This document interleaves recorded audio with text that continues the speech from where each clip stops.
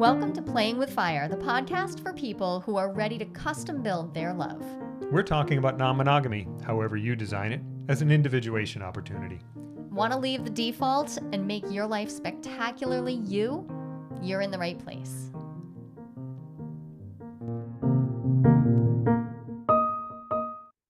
Let's talk about veto power. That's fun. Doesn't it sound fun? Veto power is, it's a hot button topic in the non-monogamy world, but we're going to talk about it. It's definitely worth talking about it. I've had some experience You've got some with it. experience with veto Yeah. power. Yep. Okay. You have some funny stories around veto power, or I think they're funny from my perspective. Well, the thing is, from this perspective, they are funny. They didn't feel funny at the time. I appreciate that you can find humor in your suffering later. Yeah. I don't know. Was it suffering? It's hard to say. You made it look like suffering. I made everything look like suffering back then, but okay. So veto power. Yeah, what is it? What Right? is veto power? Right. So in the context of a non-monogamous relationship, veto power is when there is either implicit or explicit. Oh, let me say that all again. When there's implicit or explicit expectation that one person can change either the structure, intensity, or existence of their partner's other relationship. Okay. Yes, there we go. I say implicit and explicit because sometimes people just they just imagine, like, if you're starting off in non-monogamy and you're coming out of a monogamous mindset, as we've talked about so frequently, we tend to bring all of our monogamous conditioning and all of our monogamous ideals and our ideas of what is appropriate in relationships into our non-monogamy. I know I did. And then we try to solve the problems that come up in non-monogamy from that mindset, from that perspective.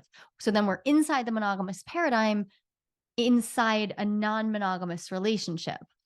And as I understand it, monogamy comes with veto power, which isn't even like it doesn't rest in either of the people. It rests in the marriage, in the monogamous contract. Or in the culture at large. Culture at large. And the idea is nope. Sign your veto. Yeah. Yeah. You pre-sign your veto that we will forsake all others. In other words, we will turn all of our attention away. I think we looked up the etymology of forsake, and the closest word was abandon. We will abandon all others, which honestly, when you put it that way, it doesn't sound very healthy. That sounds problematic. Cultural abandonment. Abandoning everybody else, like friends, and it sounds potentially problematic. But imagining that you have worked past the monogamous perspective enough to say, well, I want to have some non-monogamous connections. And often people keep veto power going, right? So this veto power, it might be that there's an explicit commitment that you make to each other that says this relationship is a priori. It is top priority. It is the one, and all other relationships are subject to this relationship's needs. Okay. Sometimes it's explicit, but sometimes it's implicit, where it's just that we come in from that monogamous mindset and we just assume that as we're starting new relationships, well, yeah, but of course, when we said at the beginning, this wouldn't change anything, we'd still care about each other. And so obviously, if I have a problem with someone you're seeing, you'll end it with them, or you'll de-escalate with them, or you'll change the labels you use, or the structure. Right. So one way of ending up with that is you bring it in from the monogamous culture, not even on purpose, without just because it's part of the default setting. You don't even review it. You don't even go back and revisit it. You just bring it in. And then it sounds perfectly reasonable. There's a degree to which it sounds reasonable, because if you're basically practicing monogamy, but you're having sex with other people, then yeah, that might be one of the very first things you say to each other is yes, but nothing will really change. I'm just going to use this person as a prop or as a live sex doll. Okay, there is so much to unpack in those statements, because that is not okay. If you're going as a person, as a human, actual person, I don't even So want you treating sex workers that way. So if you're thinking like, well, if I paid them, no, that's not a workaround. We treat all the humans as humans, as please. humans, Thank you. because they're humans. So you were good. I cut you off though because I get so riled up around the idea that we might think that this is the natural and normal setting when it is not. It's just a Yeah. cultural Yeah. norm. It's a cultural norm. It's not a natural norm, like built into us in any way.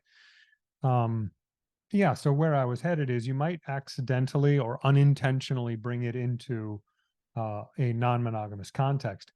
But then you might on purpose Right. bring it in. So what are some of the reasons that someone might intentionally negotiate, ask for, or just expect veto power? Right. I think the idea that we will be or feel safer if we have veto power is right at the heart, right? Like Okay.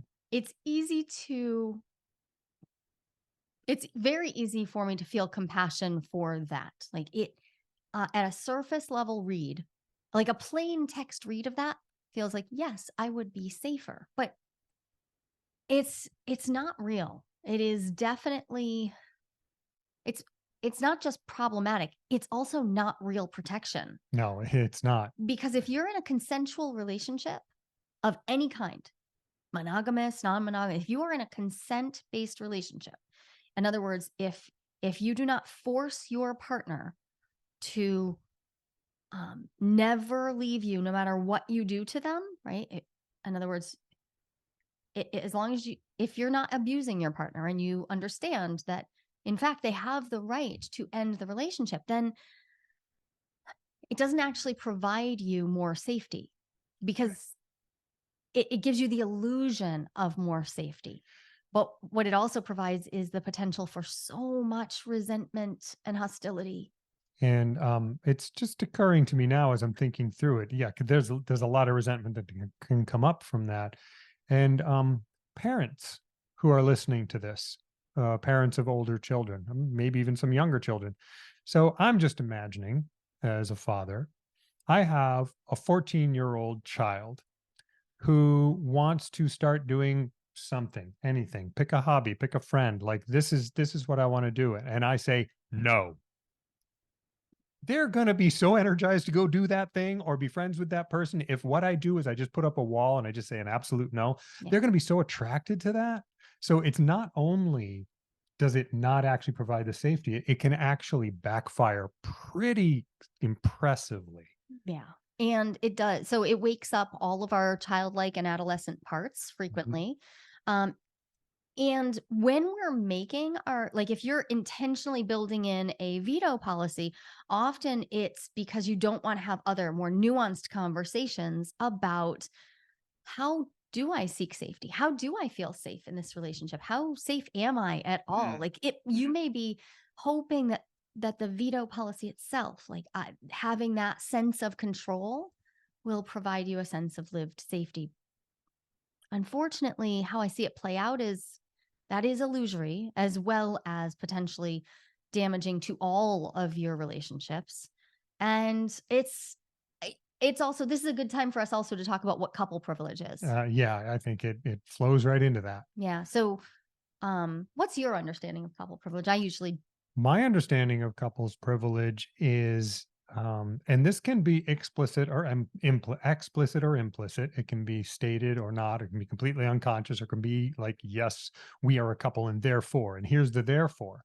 Therefore, the they're like the sacrosanct nature of this relationship means that it comes before any other relationships we might have. So if you were to um, go on a date, for that matter, go be a friend to somebody, and I feel that it is changing the nature of our relationship, I can say, "Oh, hey, don't do that." But it's actually more complicated than that too, because the two of us together could just unconsciously or subconsciously, like pre-thinking, just assume, yeah, we have to protect this relationship.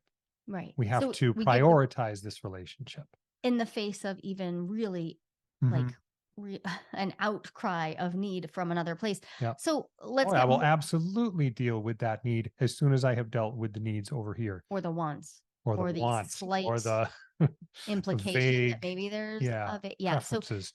I want to get a little bit more basic with couple privilege, because couple privilege is baked right into our cultural Yeah. milieu, right? Couple privilege is the fact that every part of this society, I live in the United States, it privileges the couple, right? There are tax advantages, there are legal advantages, there are housing advantage, there are so many advantages for the couple. And that's for the couple over non-monogamous relationship configurations, but also for the couple over singles. Yeah. And so couple privilege is yes, is what you were talking about, the all the ways that I may privilege and prioritize my couplehood. And there is a baseline societal privileging of couplehood that is makes it almost impossible to see all the ways that our couplehood, I mean, we have a couplehood, We do. will potentially create inequity and even harm to anyone else that we interact with relationally. In other words, it has to do with power. It has to do with power. And so, yeah, well, veto power. Yeah. I mean, it's Veto right power. in, It's it's right right in the in the, name. yeah. And that kind of um cue the Jung quote about power and love. There are One of my favorites. Where there is love, where there is a will to power, there will be no love. The two are, and then he goes on to say, basically mutually exclusive opposites. right. They are inverts of each other. Um uh, and love is very, very fertile ground for psychological growth, in my experience, which tells me that this kind of veto power can block Well, growth. You want to talk about a little yeah, about that? I think that that's a great point, because a veto is designed to curtail discomfort, but often our growing edges are uncomfortable, Hmm. right? So if I am uncomfortable because you're going out on a date right now, or because you've asked to restructure some part of our relating based on a new relationship that you've made, or a long-term relationship that now you're like, oh, now I would Hmm. like to, if if I can't allow myself to experience that discomfort, and instead I exercise this veto, this no, then I miss out on having a conversation with you that actually lets you know what my Yeah. actual needs and Mhm. fears are. It misses me getting to know what it is that you're seeking. What are you trying to create for yourself? Yeah. Those are all really valuable moments in not just our connection as a relating dyad, but also for me. Like if my relationships are a place where I am practicing my individuation, my psychological growth, then I have to be with the uncomfortable nature of, oh, this is not what I expected. Yeah. When you said that it gets in, how did you say it? You said it can get in the way of the discomfort. And I heard you starting to say that. And I thought you were going to say discussion, Yeah, which is like, it's the same, it's right. Because it might different not. aspects of the same thing. It might not be uncomfortable, but it eliminates the discussion in which both of us would learn something about each of us. You would learn about yourself because I might ask questions you're like, oh, why am I having this relationship with this other person? Why am I interested? Oh, all of a sudden I learn about myself, and so do I. It also eliminates the opportunity to actually negotiate. And Mm, because anytime someone tells me that they like, unilaterally vetoed one of their metamours, that's a partner of your partner. If you veto that relationship, I'm always super curious, like, ooh, um, did you did you negotiate about the actual relationship that you want? Because now what you've probably got on your hands is a partner who's sad, mad, resentful, a whole host of emotions. And you didn't have these discussions and that might have allowed you to co-create something that neither one of you would have thought of alone. Because maybe what you needed Oh wasn't so much yeah. for this Mhm. relationship to go away, maybe what they came and asked for. So if you come and you say, "So I don't wanna live here anymore. I wanna go live with someone else." And I say, "Nope, you have to end that relationship." I mean, that's a That's a that's a big change. Well, I missed out on the whole negotiating part where I say, "Wait, what are you looking to get? Is there something going on right. here that could shift? Could we negotiate about how else that might look that isn't just this either or?" Because again, a lot of times we're in that either or mentality. And so negotiation is the lifeblood of an ongoing consensual relationship of any type, and I don't wanna miss out on those conversations, but I might if I use veto power because it's simpler. And that happens, I find, in any relationship where the priority has been keeping things, like, smooth. If we wanna keep things, like, stable and steady and easy, and relationships shouldn't be work, great big air quotes there, then oh, you've done that, you've lived that. I have lived that. You've had veto power a couple of times in your life, haven't you? I have. And it it didn't work out on several levels. Um, Did you miss negotiating on I did miss negotiating. Um, the first time and I around? will say that the first time around, um, I didn't lay down the veto. I didn't say, no, this will stop. I did say, would you stop? And first of all, let me say that I asked for the wrong thing. Well, that's what I mean about the negotiating. Yeah. Like, so you asked for your partner to stop, having sex with someone else, Yep. but It wasn't actually the did thing I cared about. I just missed asking for the right thing. well, that makes sense because what was the thing you actually wanted? I wanted attention for myself. I wanted time What with my kind of partner. attention? I'm guessing you also wanted a touch and sexual I contact, love that. right? So So, yeah, that's but that's something you really struggle to ask for or have. You don't anymore really, or I don't think you do. But you have really struggled to I ask have for it. So it struggled makes to ask sense for that. that you would have And the reason I didn't 20 jump years right ago. to it is that it wasn't all I was asking for either. It Yeah. wasn't all I wanted. What I wanted um, was because what I found was my partner wasn't home when I wanted them home. And it wasn't just to have sex with, it was also to do the things we had been doing in the evenings after work, watching movies, eating ice cream. We didn't do a lot of really exciting things, but at the time that was what home felt like. And then I didn't get it. Right. Um, and I didn't ask for it. I mean, just because they weren't having sex with their partner doesn't mean they were going to be with me. I didn't ask for that. Right. So in that in So you reflect, undermined your own I undermine actual my own needs. actual needs, which is um, something veto power can very easily do. Yeah. And Yeah. I appreciate that, you didn't lay down the law, as it were, but also, um, it didn't result in you getting any of that No. because that partner did not stop having sex with their other partner. Yeah. They And just stopped telling you that was about it. the other way that this didn't work Like, is they were like, okay, and then and then they did what did they anyway. wanted. Yeah. They just kept it out of your face, which So you had more of a don't, and at that point, you basically shifted into a don't ask, don't tell relationship because I didn't know that, but that's what we had done. which is Yeah. ironic though, because I think that a lot of us imagine that we would never set ourselves up for the kind of relationship we wind up. It's not ironic, it's just so Yeah. It's common. common. Um, but then I was in a relationship with you and I found out that you had a veto clause in your relationship. Like the veto could be exercised over me. Hmm.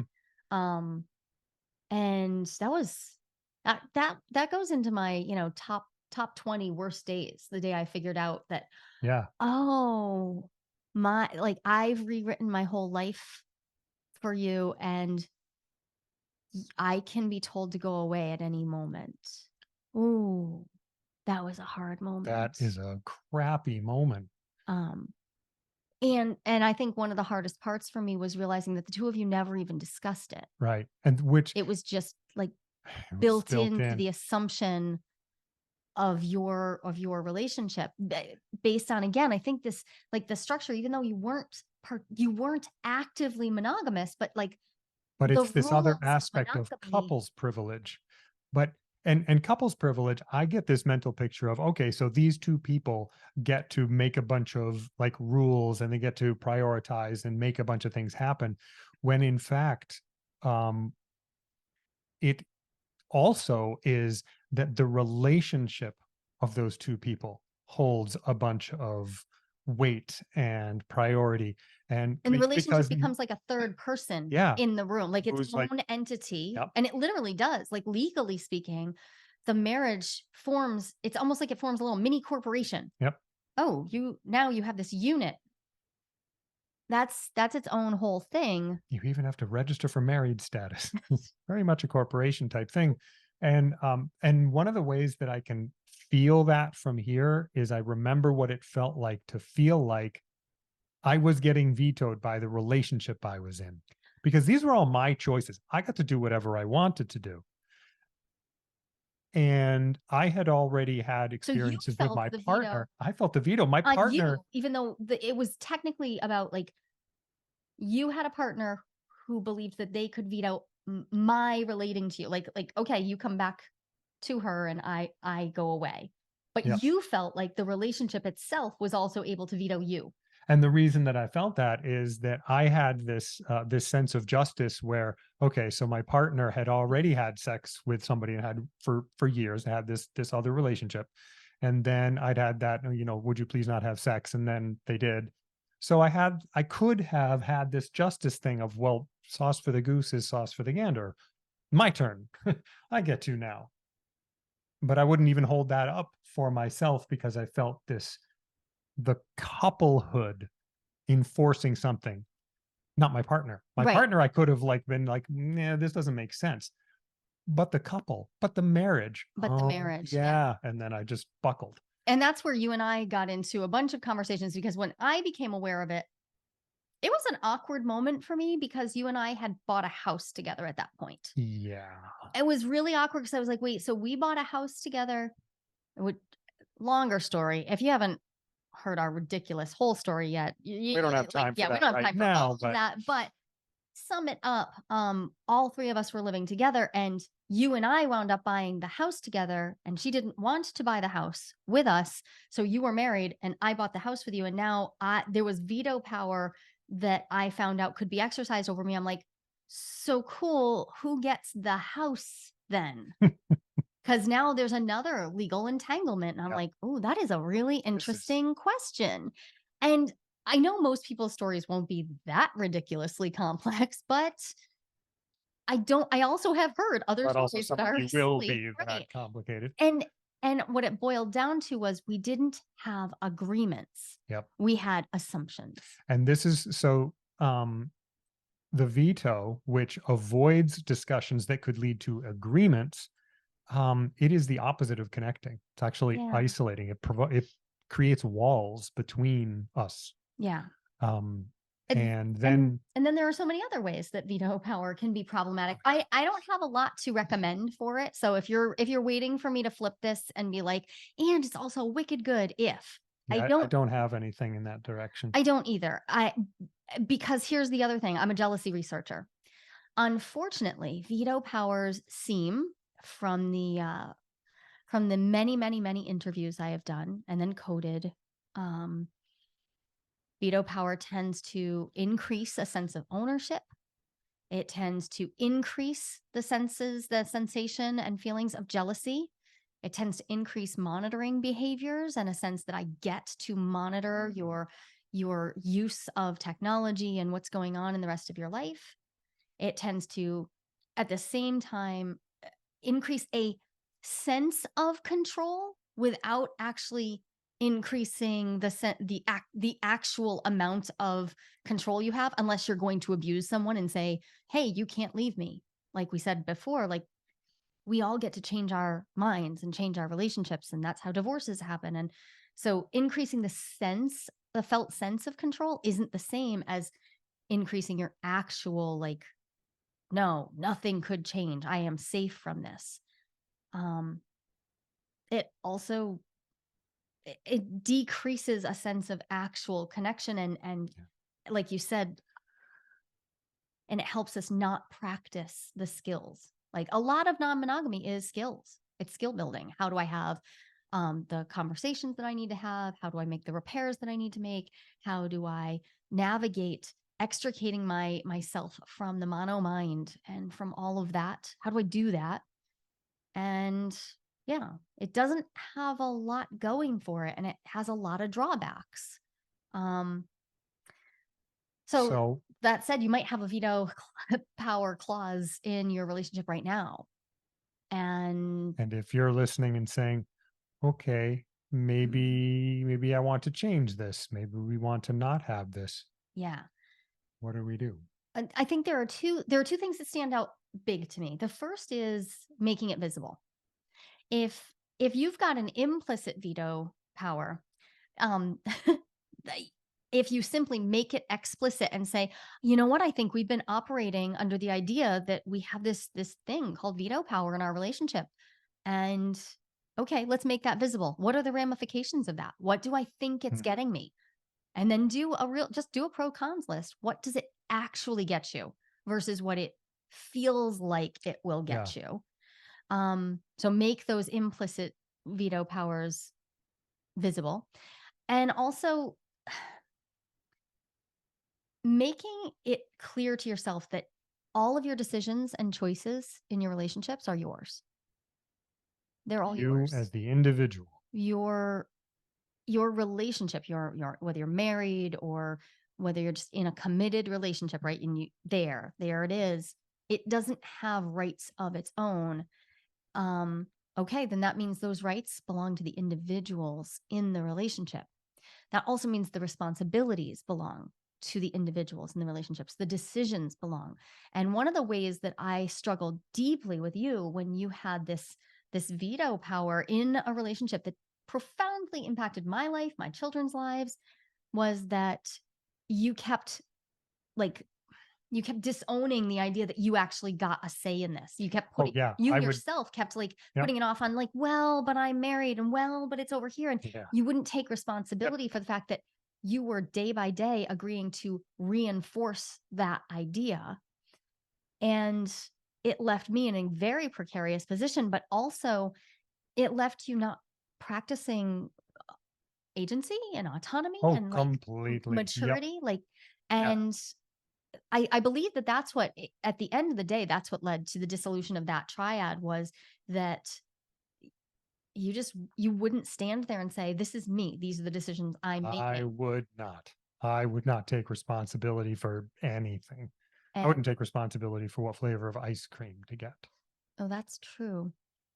Yeah. Pick a thing. No, I was not doing You're that able to at do the that time. now. I'm very I can excited do for that you. now. Um, But we still, well, I still have to practice. And one of the things that I noticed in talking about veto power, one of the things that it does, and you said it, is it avoids practicing the skills of successful relating, the conversations, the right. negotiation, the generation of agreements. It just skips all that. Which means it also skips out on building the trust. Hmm. Right, because the Yeah. trust comes from the day by day actions and watching your partner make decisions, taking multiple seemingly incompatible positions into account and making decisions for themselves and taking ownership and responsibility for those decisions. And those watching that happen, that's how you build the trust that you actually want. But if we're avoiding that, then we're avoiding so much of the yummy, awesome parts of growing ourselves up inside these complex relationship structures. So I have a metaphor. Okay. So Love a good metaphor. the relationship escalator is also already being used, but I'm going to use the escalator metaphor again, but not for that. Okay. Not Amy Graham's Nope, use of it, a not different that. But escalator. so this is the veto power escalator. You can just get on the escalator and let it carry you to where it goes. Or you can take the stairs and practice the work of going up yourself. The Mm, thing is, they don't lead to the same place. The stairs lead to more connection, and the escalator goes somewhere completely different. yeah. They don't go to the same place, but the escalator is easier in the moment for you. Right. And then you get to the top, It's an escalator to nowhere, It's a like in no. The And like Simpsons. your Like, it partner's just not goes there. nowhere. Yeah. Yeah. It's I'm not great at metaphors, but that's what came up. well, I appreciate the reminder that these two paths, they really do diverge. Mhm. If you've had veto power in your relationship, it's never too late to unpack that and say, okay, let's do something different. When you know better, do better. That's fine. Like when you figure out like, oh, that was like maybe those were your training wheels. And now you're ready to say, okay, let's do this. Let's actually have those conversations. It's not unusual to not know what to do next. I mean, that I think that's about 90% of what I do in my private work, in my group work is what are the skills that you need to have these really explicit, nuanced conversations and to do the repair and figure out how do I do this with my specific people? And then how do I have the skills to do this as my people change? That's the work. We do that in year of opening. Yeah. Right. But that is the work. It's the practice of these things that the veto does an end run around. And I have one more suggestion for if you are somebody who is in a relationship where there is veto power and it comes up, something comes up, and there's a no, like the veto just like comes out. Mhm. That's fine. Revisit it. Like, oh, so okay, that So, was my initial gut reaction. right. So if Now let's have the conversation. It's okay to have that like reactive no, and then having expressed it, move into the conversations afterward. They might be a little harder because of that no, but it's still there. The right. opportunity is still there. So the opportunity is there to say, wait, that was me reacting from Yep. my monogamous mindset Yep. where I was exercising veto power and I missed out on connecting to you. Yep. Let's try it again. I used to give my kids do-overs, I don't know, 150 times. There were 7 of them, so it was There's a lot of like do-overs. 150 do-overs a day. But we give each other do-overs in our relationship Oh my because gosh, all the time. we are not perfect people Right. Oh, yeah. at all. Not even in this hour. Not even right now. So I appreciate this conversation. And I know that it can be a really tender one for a lot of people because if you've been relying on veto power, you might now have fallen into a place where either well, maybe you've already thrown your phone at the wall or just totally clicked the unfollow button and been like, no, I'm never listening to Jolie and Ken ever again. But if you're still with us and you're feeling bad about your choices, or you're realizing now that you may have already vetoed people in your life, and you're feeling bad, well, that's what repair skills are for, right? Like we can't fix it, but perhaps we can do some repair and some adjustments, and then help other people understand that we're in our growing process and we're actually doing our growth work. Yep. And if Which means acting differently, it not means just saying, acting "Oh, I have this differently. new idea," but also acting And differently. if you're having trouble finding the internal stuff to get yourself changing those actions, find people who can help you. Yeah. So the Find year of opening is a great place to Yep. do that. But find your local community, Find your whatever. Yep. Get yourself surrounded by people who aren't just approaching non-monogamy in that one way. Because if that is the normalized standard in your community, then it's going to be hard to see past it. And I want to say too that this isn't just a non-monogamy thing. No. You're in a monogamous relationship, this stuff can come up outside of the domains that you have already explicitly agreed. You know, we're what's the word? We're closed in Exclusivity. these ways, and in but if you have had an expansive no, and now you're revisiting the idea, and you're having trouble having the conversation, Yeah. yeah, talk to people. Yeah. Find your friends. Find your people. Yummy. Okay. Till next time, everybody. Take good care of yourself. Take good care of each other. There's no one right way to design your relationship. And lots of people, actually about 25%, according to a recent national survey, are interested in some type of open relationship. But how do you know if you are ready to open up happily? Not everyone is, and that's no problem. I've got a 60-second quiz that will give you the answer. And even better, you'll walk away with your next step, whether you're good to go or not so much when it comes to opening up. And this is no BuzzFeed nonsense. I personally designed this quiz from my years of academic research. Go to joliequiz.com. That's JOLIQUIZ.com, and find out if you're ready to open up happily and what to do if you are or if you're not.